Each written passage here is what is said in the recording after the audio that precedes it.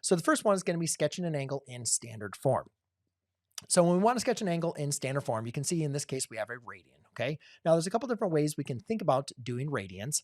And the way that I always like to kind of think about it or explain it with my students is just remember that we can use this kind of semicircle.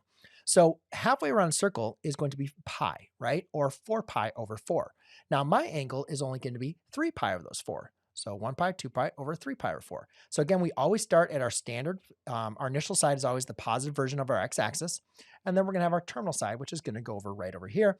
So that is going to be angle 3 pi over 4. Now, what about if we have a negative angle? So when we have a negative angle, we're just going to go in the opposite direction. We're now going to go in our clockwise direction.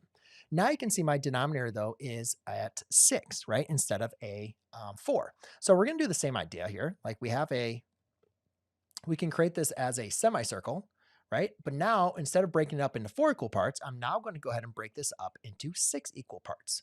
All right. So now that it's broken down into 6 equal parts, what I want you to see is like halfway around a circle would be 6 pi over 6, right? So we just need to go one extra pi over, or 1 extra pi over 6 over, and to get to our terminal side, which is now going to take me for an angle here that's going to be have a terminal side, that lies in the second quadrant. And then the last example here is we have degrees. Now degrees, we don't really need to worry about like this breaking up in little slices of pie and understanding stuff. You don't really need to do that anyways. Like the faster and better you get, you don't really need to do that at all. But when you're dealing with like degrees, we need to understand that like, what are our kind of key metrics, key points here for our rotations. So we know that like that's 90 degrees, 180, 270, 360, right? So all the way around circle is 360.